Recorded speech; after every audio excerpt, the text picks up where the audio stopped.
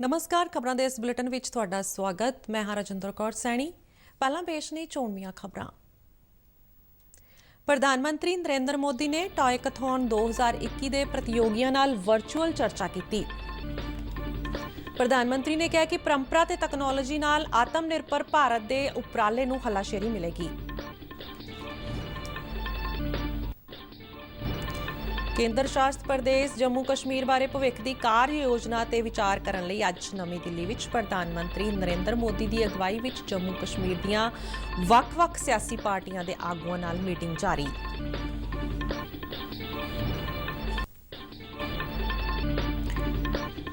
Supreme court ने सारे सिक्ख्या बोर्डां नूं 10 दिनां दे अंदर 12वीं जमात की मुलांकन स्कीम जारी करने के निर्देश दिते।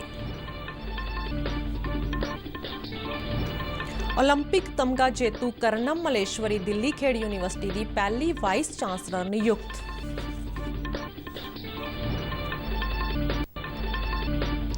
भारत विच बीते 24 घंटिया दौरान 53,069 नवे कोरोना मामले दर्ज। बीते दिन 68,885 तो वध कोरोना मरीज सेहतयाब होए। कोरोना तो ठीक होने की दर 96.61% ते पहुंची। भारत ने 30 करोड़ 16 लाख तो वध टीके लगा के एक नवा मील पत्थर स्थापित किया।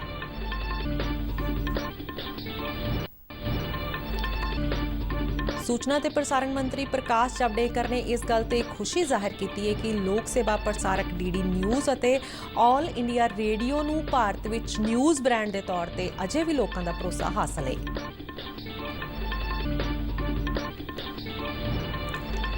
कश्मीर के आईजीपी विजय कुमार ने कहा कि कश्मीर घाटी विच नागरिकों ते पुलिस कर्मियों दीआं हत्यावां लई लश्कर ए तोयबा के अतवादी जिम्मेवार ने। ते हुण खबरां विस्तार नाल। प्रधानमंत्री नरेंद्र मोदी ने कहा कि परंपरा ते तकनोलॉजी आत्मनिर्भर भारत के उपराले नूं हलाशेरी देणगीआं। टॉयकथॉन 2021 के प्रतियोगियों नाल वर्चुअल चर्चा दौरान नरेंद्र मोदी ने कहा कि खिडौणे अते खेडां परंपरा ते तकनोलॉजी का सुमेल ने। उन्होंने कहा कि भारत की खिडौना सनत कोई $1.5 अरब की है, जिसनूं होर अगे वधाया जाना चाहिए है। उन्होंने कहा कि टॉयकथॉन का मकसद उच्च गुणवत्ता वाले सस्ते, सुरक्षित और वातावरण अनुकूल खिडौणियां का निर्माण करना है। टॉयकथॉन 2021 का आयोजन केंद्रीय सिक्ख्या मंत्राला, महिला ते बाल विकास मंत्राला, सूक्ष्म, छोटियां और मध्यम सनअतां मंत्राला, उद्योग प्रमोशन और अंदरूनी वपार विभाग, कपड़ा मंत्राला, सूचना ते प्रसारण मंत्राला और तकनीकी सिक्ख्या लई सर्व भारती कौंसल AICTE वालों सांझे तौर पर आयोजित किया गया, जिसनूं इस साल 5 जनवरी नूं लॉन्च किया गया। टॉयकथॉन 2021 का मकसद भारतीय मूल प्रणाली ते आधारित नवी सोच वाले खिडौणियां बारे विचार पेश करना है, जिस नाल बच्चों दे विच चंगियां कीमतां अते हां पक्खी वतीरे का संचार हो सके। पहली बार ही 1,500 से ज्यादा टीमों का ग्रैंड फिनाले में शामिल होना, ये अपने आप में उज्जवल भविष्य के संकेत देता है। ये टॉयज और गेम्स के मामले में आत्मनिर्भर भारत अभियान को भी मजबूती देता है। इसमें कुछ साथियों के बहुत अच्छे आइडियाज भी उभर करके आगे आए हैं। ग्लोबल टॉय मार्केट करीब 100 बिलियन डॉलर का है। इसमें भारत की हिस्सेदारी सिर्फ $1.5 बिलियन के आसपास ही है, सिर्फ 1.5 बिलियन। आज हम अपनी आवश्यकता के भी लगभग 80% खिलौने विदेशों से आयात करते हैं, यानी इन पर देश का करोड़ों रुपये बाहर जा रहा है। इस स्थिति को बदलना बहुत जरूरी है और ये सिर्फ आंकड़ों की बात नहीं है, बल्कि ये सेक्टर देश के उस वर्ग तक, उस हिस्से तक विकास पहुंचाने में सामर्थ्य रखता है जहां इसकी अभी सबसे ज्यादा जरूरत है। ਅੱਜ ਦੇ ਸਮਾਗਮ ਦੌਰਾਨ ਪ੍ਰਧਾਨਮੰਤਰੀ ਨਰਿੰਦਰ ਮੋਦੀ ਨੇ ਟॉयकथॉन 2021 ਦੇ ਭਾਗੀਦਾਰਾਂ ਨਾਲ ਆਪਣੇ ਕੀਮਤੀ ਵਿਚਾਰ ਅਤੇ ਸੁਝਾਅ ਸਾਂਝੇ ਕੀਤੇ। ਉਹਨਾਂ ਪ੍ਰਤੀਯੋਗੀਆਂ ਨੂੰ ਹੋਰ ਨਵੀਆਂ ਖੇਡਾਂ ਤਿਆਰ ਕਰਨ ਦਾ ਸੱਦਾ ਦਿੱਤਾ। ਪ੍ਰਧਾਨ ਮੰਤਰੀ ਨੇ ਯੋਗ ਦੀ ਮਹੱਤਤਾ ਦਾ ਜ਼ਿਕਰ ਕਰਦਿਆਂ ਕਿਹਾ ਕਿ ਯੋਗ ਕਰਨ ਦੇ ਅਮਲ ਵਿੱਚ ਵਾਧਾ ਹੋਇਆ ਹੈ ਅਤੇ ਨਵੀਆਂ ਖੇਡਾਂ ਅਤੇ ਖਿਡੌਣੇ ਯੋਗ ਨੂੰ ਹੋਰ ਉਤਸ਼ਾਹਿਤ ਕਰਨਗੇ। ਜ਼ਿਕਰਯੋਗ ਹੈ ਕਿ ਟੌਇਕਥੌਨ 2021 ਲਈ ਕੋਈ 1,20,000 ਭਾਗੀਦਾਰਾਂ ਨੇ ਆਪਣੇ ਆਪ ਨੂੰ ਰਜਿਸਟਰ ਕੀਤਾ ਅਤੇ 17,000 ਤੋਂ ਵੱਧ ਖਿਡੌਣਿਆਂ ਤੇ ਖੇਡਾਂ ਬਾਰੇ ਨਵੇਂ ਵਿਚਾਰ ਪੇਸ਼ ਕੀਤੇ। ਇਹਨਾਂ ਵਿੱਚੋਂ 3 ਦਿਨਾਂ ਆਨਲਾਈਨ ਟੌਇਕਥੌਨ ਗ੍ਰੈਂਡ ਫਿਨਾਲੇ ਲਈ 1,567 ਨਵੇਂ ਵਿਚਾਰ ਸ਼ਾਰਟਲਿਸਟ ਕੀਤੇ ਗਏ। ਰੇਲਵੇ ਮੰਤਰੀ ਪਿਊਸ਼ ਗੋਇਲ ਅਤੇ ਸਿੱਖਿਆ ਰਾਜ ਮੰਤਰੀ ਸੰਜੇ ਧੋਤਰੇ ਅਤੇ ਅੱਜ ਦੇ ਸਮਾਗਮ ਵਿੱਚ ਮੌਜੂਦ ਸਨ। ਸਮਾਗਮ ਵਿੱਚ ਉੱਚ ਸਿੱਖਿਆ ਸਕੱਤਰ ਅਮਿਤ ਖਰੇ ਅਤੇ ਹੋਰ ਸੀਨੀਅਰ ਅਧਿਕਾਰੀਆਂ ਨੇ ਵੀ ਸ਼ਿਰਕਤ ਕੀਤੀ। ਜੰਮੂ ਕਸ਼ਮੀਰ ਕੇਂਦਰ ਸ਼ਾਸਿਤ ਪ੍ਰਦੇਸ਼ ਬਾਰੇ ਭਵਿੱਖ ਦੀ ਕਾਰਜ ਯੋਜਨਾ ਤੇ ਵਿਚਾਰ ਕਰਨ ਲਈ ਅੱਜ ਨਵੀਂ ਦਿੱਲੀ ਵਿੱਚ ਪ੍ਰਧਾਨ ਮੰਤਰੀ ਨਰਿੰਦਰ ਮੋਦੀ ਦੀ ਅਗਵਾਈ ਵਿੱਚ ਜੰਮੂ ਕਸ਼ਮੀਰ ਵਿੱਚ ਮੁੱਖ ਧਾਰਾ ਵਾਲੀਆਂ ਵੱਖ-ਵੱਖ ਸਿਆਸੀ ਪਾਰਟੀਆਂ ਦੇ ਆਗੂਆਂ ਨਾਲ ਮੀਟਿੰਗ ਜਾਰੀ ਹੈ। 5 ਅਗਸਤ 2019 ਨੂੰ ਜੰਮੂ ਕਸ਼ਮੀਰ ਚੋਂ ਧਾਰਾ 370 ਖਤਮ ਕਰਨ ਅਤੇ ਇਸ ਨੂੰ 2 ਕੇਂਦਰ ਸ਼ਾਸਿਤ ਪ੍ਰਦੇਸ਼ਾਂ ਵਿੱਚ ਵੰਡਣ ਤੋਂ ਬਾਅਦ ਕੇਂਦਰ ਸਰਕਾਰ ਦੀ ਕਸ਼ਮੀਰੀ ਆਗੂਆਂ ਨਾਲ ਆਪਣੀ ਕਿਸਮ ਦੀ ਇਹ ਪਹਿਲੀ ਮੀਟਿੰਗ ਹੈ। 19 ਜੂਨ ਨੂੰ ਕੇਂਦਰ ਨੇ ਜੰਮੂ ਕਸ਼ਮੀਰ ਦੇ 4 ਸਾਬਕਾ ਮੁੱਖ ਮੰਤਰੀਆਂ ਸਮੇਤ ਵੱਖ-ਵੱਖ ਪਾਰਟੀਆਂ ਦੇ ਆਗੂਆਂ ਨੂੰ ਰਸਮੀ ਤੌਰ ਤੇ ਮੀਟਿੰਗ ਲਈ ਸੱਦਾ ਦਿੱਤਾ ਸੀ, ਜਿਨ੍ਹਾਂ ਵਿੱਚ ਡਾਕਟਰ ਫਾਰੂਕ ਅਬਦੁੱਲਾ, ਉਹਨਾਂ ਦੇ ਪੁੱਤਰ ਨੈਸ਼ਨਲ ਕਾਨਫਰੰਸ ਦੇ ਆਗੂ ਉਮਰ ਅਬਦੁੱਲਾ, ਕਾਂਗਰਸ ਦੇ ਗੁਲਾਮ ਨਬੀ ਆਜ਼ਾਦ, ਪੀਡੀਪੀ ਦੀ ਮਹਿਬੂਬਾ ਮੁਫਤੀ ਤੋਂ ਇਲਾਵਾ 4 ਸਾਬਕਾ ਉਪ ਮੁੱਖ ਮੰਤਰੀ ਮੁਜ਼ੱਫਰ ਹੁਸੈਨ ਬੇਗ, ਤਾਰਾ ਚੰਦ, ਨਿਰਮਲ ਸਿੰਘ ਅਤੇ ਕਵਿੰਦਰ ਗੁਪਤਾ ਵੀ ਸ਼ਾਮਲ ਸਨ। 6 ਸਿਆਸੀ ਪਾਰਟੀਆਂ ਦੇ ਨੇਤਾ ਇਸ ਮੀਟਿੰਗ ਵਿੱਚ ਹਾਜ਼ਰ ਨੇ। CPIM ਦੇ ਮੁਹੰਮਦ ਯੂਸਫ ਤਾਰੀਗਾਮੀ, ਪੀਪਲਜ਼ ਕਾਨਫਰੰਸ ਦੇ ਸਾਜਦ ਗਨੀ ਲੋਨ, ਆਪਣੀ ਪਾਰਟੀ ਦੇ ਮੁਹੰਮਦ ਅਲਤਫ ਬੁਖਾਰੀ, ਪੈਂਥਰਸ ਪਾਰਟੀ ਦੇ ਪ੍ਰੋਫੈਸਰ ਭੀਮ ਸਿੰਘ, ਭਾਜਪਾ ਦੇ ਰਵਿੰਦਰ ਰੈਨਾ ਅਤੇ ਕਾਂਗਰਸ ਦੇ JE ਮੀਰ ਨੂੰ ਵੀ ਇਸ ਮੀਟਿੰਗ ਲਈ ਸੱਦਾ ਦਿੱਤਾ ਗਿਆ ਸੀ। ਇਹ ਮੀਟਿੰਗ ਅੱਜ ਬਾਅਦ ਦੁਪਹਿਰ ਪ੍ਰਧਾਨ ਮੰਤਰੀ ਦੀ ਰਿਹਾਇਸ਼ ਤੇ ਸ਼ੁਰੂ ਹੋਈ। ਮੀਟਿੰਗ ਵਿੱਚ ਕੇਂਦਰੀ ਗ੍ਰਹਿ ਮੰਤਰੀ ਅਮਿਤ ਸ਼ਾਹ ਅਤੇ ਜੰਮੂ ਕਸ਼ਮੀਰ ਦੇ ਉਪ ਰਾਜਪਾਲ ਮਨੋਜ ਸਿਨਹਾ ਵੀ ਮੌਜੂਦ ਸਨ। ਸਮਝਿਆ ਜਾ ਰਿਹਾ ਹੈ ਕਿ ਇਸ ਮੀਟਿੰਗ ਵਿੱਚ ਵਿਧਾਨ ਸਭਾ ਚੋਣਾਂ ਕਰਵਾਉਣ ਅਤੇ ਜੰਮੂ ਕਸ਼ਮੀਰ ਵਿੱਚ ਚੱਲ ਰਹੇ ਹਲਕਿਆਂ ਦੀ ਹੱਦਬੰਦੀ ਅਮਲ ਲਈ ਰੋਡ ਮੈਪ ਤਿਆਰ ਕਰਨ ਤੇ ਚਰਚਾ ਹੋਣ ਦੀ ਸੰਭਾਵਨਾ ਹੈ। ਸੁਪਰੀਮ ਕੋਰਟ ਨੇ ਸਾਰੇ ਸਿੱਖਿਆ ਬੋਰਡਾਂ ਨੂੰ 10 ਦਿਨਾਂ ਦੇ ਅੰਦਰ 12ਵੀਂ ਜਮਾਤ ਦੀ ਮੁਲਾਂਕਣ ਸਕੀਮ ਜਾਰੀ ਕਰਨ ਦੇ ਨਿਰਦੇਸ਼ ਦਿੱਤੇ ਨੇ। ਸਰਵਉੱਚ ਅਦਾਲਤ ਨੇ ਕਿਹਾ ਕਿ ਸਾਰੇ ਸੂਬਾਈ ਬੋਰਡ CBSE ਅਤੇ ICSE ਵਾਂਗ ਤੈਅ ਸਮੇਂ ਅਨੁਸਾਰ 31 ਜੁਲਾਈ ਤੱਕ ਨਤੀਜਿਆਂ ਦਾ ਐਲਾਨ ਕਰਨ। ਜਸਟਿਸ AM ਖਾਨਵਿਲਕਰ ਅਤੇ ਜਸਟਿਸ ਦਿਨੇਸ਼ ਮਹੇਸ਼ਵਰੀ ਤੇ ਆਧਾਰਿਤ ਬੈਂਚ ਐਡਵੋਕੇਟ ਅਨੁਭਾ ਸਹਾਈ ਸ਼੍ਰੀਵਾਸਤਵਾ ਦੀ ਤਰਫੋਂ ਦਾਇਰ ਪਟੀਸ਼ਨ ਤੇ ਸੁਣਵਾਈ ਕਰ ਰਹੀ ਸੀ, ਜਿਸ ਵਿੱਚ ਸੂਬਾਈ ਬੋਰਡਾਂ ਦੇ 12ਵੀਂ ਦੀ ਪ੍ਰੀਖਿਆ ਰੱਦ ਕਰਨ ਦੀ ਮੰਗ ਕੀਤੀ ਸੀ।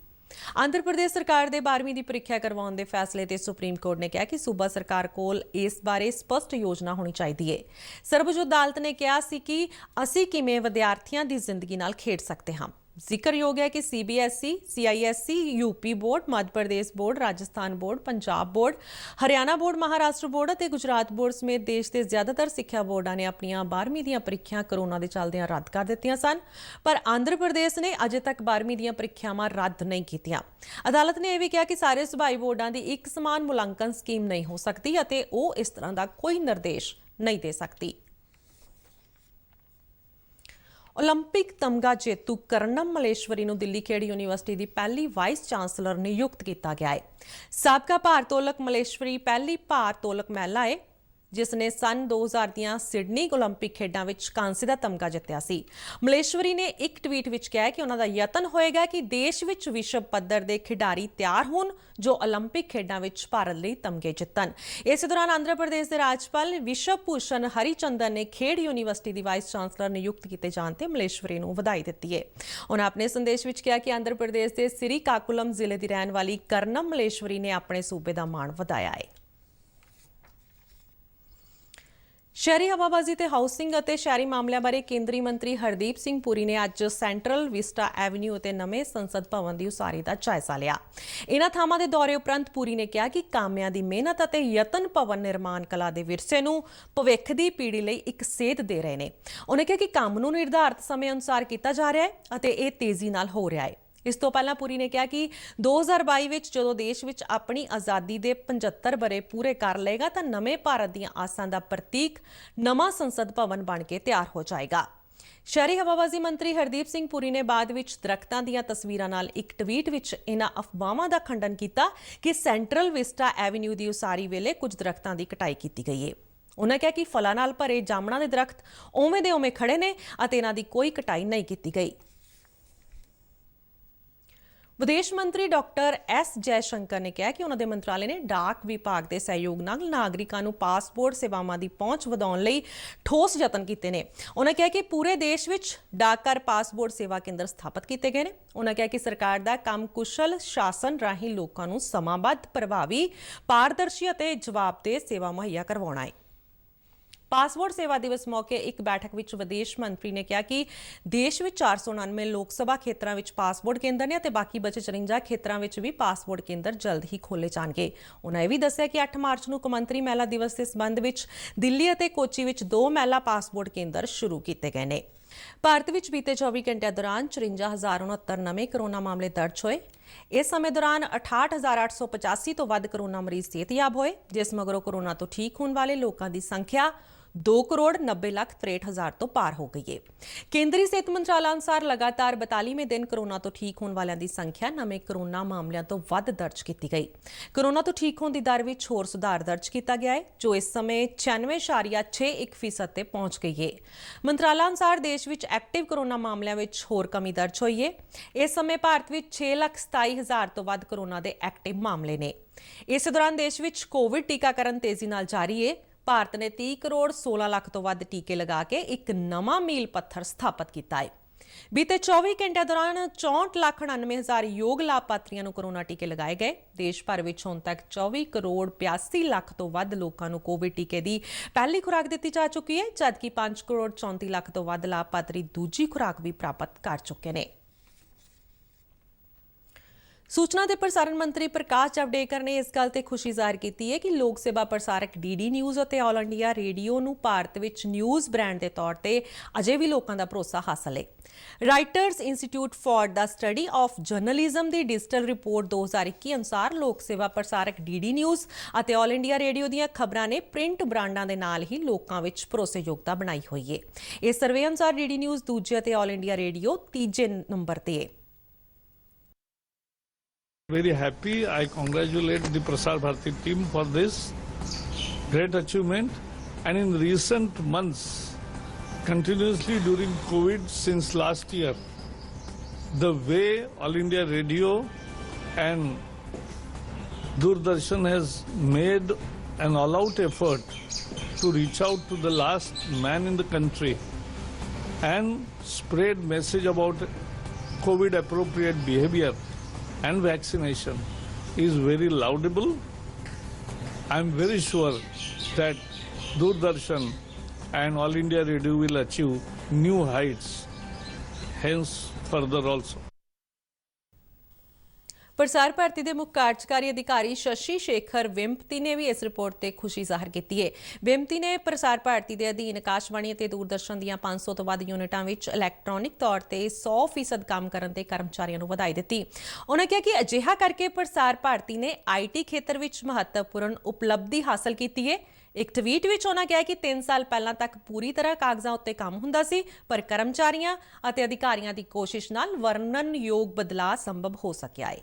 न्यूज़ और ऑल इंडिया रेडियो न्यूज़ को सबसे ज़्यादा ट्रस्टवर्दी और विश्वासपूर्ण माना गया है and this underlines the significant role that the public broadcaster is playing on issues of both public interest and national interest. Kashmir ਦੇ ਆਈਜੀਪੀ ਵਿਜੇ ਕੁਮਾਰ ਨੇ ਕਿਹਾ ਹੈ ਕਿ ਕਸ਼ਮੀਰ ਘਾਟੀ ਵਿੱਚ ਨਾਗਰਿਕਾਂ ਅਤੇ ਪੁਲਿਸ ਕਰਮੀਆਂ ਦੀਆਂ ਹੱਤਿਆਵਾਂ ਲਈ ਲਸ਼ਕਰ-ਏ-ਤੌਇਬਾ ਦੇ ਅੱਤਵਾਦੀ ਜ਼ਿੰਮੇਵਾਰ ਨੇ, ਜਿਨ੍ਹਾਂ ਨੂੰ ਉਹਨਾਂ ਦੇ ਪਾਕਿਸਤਾਨੀ ਆਕਾਮਾਂ ਵੱਲੋਂ ਮਾਲੀ ਸਹਾਇਤਾ ਮੁਹੱਈਆ ਕਰਵਾਈ ਜਾ ਰਹੀ ਹੈ। ਜ਼ਿਕਰਯੋਗ ਹੈ ਕਿ ਸ਼੍ਰੀਨਗਰ ਵਿੱਚ ਬੀਤੇ 2 ਦਿਨਾਂ ਦੌਰਾਨ ਇੱਕ ਸੀਆਈਡੀ ਇੰਸਪੈਕਟਰ ਅਤੇ ਇੱਕ ਨਾਗਰਿਕ ਦੀ ਅੱਤਵਾਦੀਆਂ ਵੱਲੋਂ ਹੱਤਿਆ ਕੀਤੀ ਗਈ।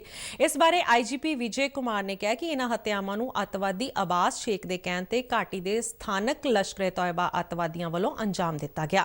ਉਹਨਾਂ ਕਿਹਾ ਕਿ ਅੱਤਵਾਦੀ ਆਪਣੇ ਪਾਕਿਸਤਾਨੀ ਆਕਾਮਾਂ ਵੱਲੋਂ ਦਿੱਤੇ ਜਾਂਦੇ ਪੈਸੇ ਦੀ ਖਾਤਰ ਅਜਿਹੇ ਅਪਰਾਧਾਂ ਨੂੰ ਅੰਜਾਮ ਦੇ ਰਹੇ ਨੇ ਅਤੇ ਆਪਣਾ ਅਪਰਾਧ ਛੁਪਾਉਣ ਦੀ ਖਾਤਰ ਇਹਨਾਂ ਬੇਗੁਨਾਹ ਲੋਕਾਂ ਨੂੰ ਗੁਪਤ ਸੂਚਨਾਵਾਂ ਦੇਣ ਵਾਲੇ ਕਰਾਰ ਦਿੱਤਾ ਜਾ ਰਿਹਾ ਹੈ। ਪੰਜਾਬ ਵਿੱਚ ਬੀਤੇ 24 ਘੰਟਿਆਂ ਦੌਰਾਨ ਛੁੱਟ-ਪੁੱਟ ਥਾਵਾਂ ਤੇ ਹਲਕੀ ਬਰਖਾ ਤੇ ਬੱਦਲਵਾਹੀ ਨਾਲ ਲੋਕਾਂ ਨੂੰ ਪਿਛਲੇ ਕੋਈ 1 ਹਫ਼ਤੇ ਦੀ ਗਰਮੀ ਤੋਂ ਰਾਹਤ ਮਿਲੀ ਹੈ। ਜਲੰਧਰ ਸਮੇਤ ਪੰਜਾਬ ਦੇ ਕਈ ਸ਼ਹਿਰਾਂ ਵਿੱਚ ਹਨੇਰੀ ਝੱਖੜ, ਹਲਕੀ ਬਰਖਾ ਜਾਂ ਬੂੰਦਾਬਾਂਦੀ ਹੋਣ ਦੀਆਂ ਖਬਰਾਂ ਨੇ। ਪੰਜਾਬ ਵਿੱਚ ਵੱਧ ਤੋਂ ਵੱਧ ਤਾਪਮਾਨ ਬਠਿੰਡਾ ਵਿੱਚ 41.6 ਡਿਗਰੀ ਦਰਜ ਕੀਤਾ ਗਿਆ। ਚੰਡੀਗੜ੍ਹ ਸਥਿਤ ਮੌਸਮ ਵਿਭਾਗ ਦੇ ਦਫ਼ਤਰ ਨੇ ਅੱਜ ਤੋਂ 26 ਤਰੀਕ ਤੱਕ ਪੰਜਾਬ, ਹਰਿਆਣਾ ਤੇ ਚੰਡੀਗੜ੍ਹ ਵਿੱਚ ਟੁੱਟਵੀਆਂ ਜਾਂ ਛੁੱਟ-ਪੁੱਟ ਥਾਵਾਂ ਤੇ ਹਲਕੀ ਵਰਖਾ ਦੇ ਨਾਲ-ਨਾਲ ਬੱਦਲ ਗਰਜਨ ਹਨੇਰੀ ਝੱਖੜ ਝੁੱਲਣ ਦੀ ਭਵਿੱਖਬਾਣੀ ਕੀਤੀ ਹੈ।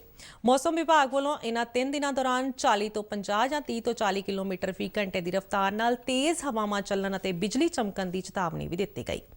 ਤੇ ਇਸ ਦੇ ਨਾਲ ਹੀ ਖਬਰਾਂ ਦਾ ਬੁਲੇਟਿਨ ਖਤਮ ਹੁੰਦਾ ਹੈ। ਇਜਾਜ਼ਤ ਦਿਓ। ਧੰਨਵਾਦ।